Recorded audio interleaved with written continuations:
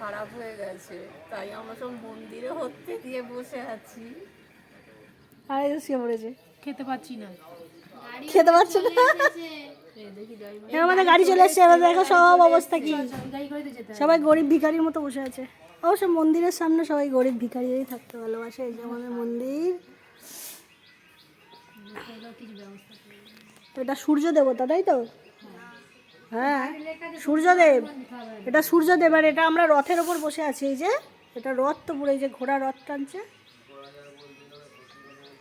সুদর্শন চক্র আছে, কি সূর্যদেব বলছে? হ্যাঁ সেটাই তো, সূর্য নারায়ণ, সূর্য রয়েছে দেখ কোথায়? ওই তো নারায়ণের চারটে, হ্যাঁ চক্র আছে হাতে। মন্দিরে যেটা লেখা আছে সূর্য নারায়ণ, খালি দাঁত নারায়ণ নয়, বিষ্ণু না। সেবার আমরা বলছি বিষ্ণু আলাদা, যে নারায়ণ সেই বিষ্ণু সেই তো। ওটা এক একজন এক এক রকম ভাবে বলে না। কত সুন্দর পাথরের ঠাকুরটা দেখতে, বলো, চকচক করছে। আমাদের গাড়ি চলে এসছে, এই আমাদের গাড়ি খারাপ হয়ে গেছে, তার জন্য আমরা এখানে বসেছিলাম। এখন আমাদের গাড়ি চলে এসছে এখানে। এটা খারাপ হয়ে গেছে, এখন এটাতে আর যাবো না, এখন এইটাতে যাব।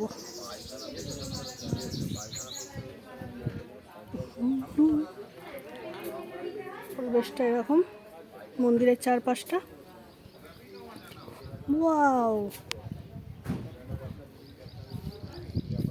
সুন্দর একটা ছোট্ট পাখি ছিল, যা উড়ে গেল, দেখতে পেলাম না। यूं तो अकेला ही अक्सर गिरते संभल सकता हूँ मैं, तुम जो पकड़ लो हाथ मेरा।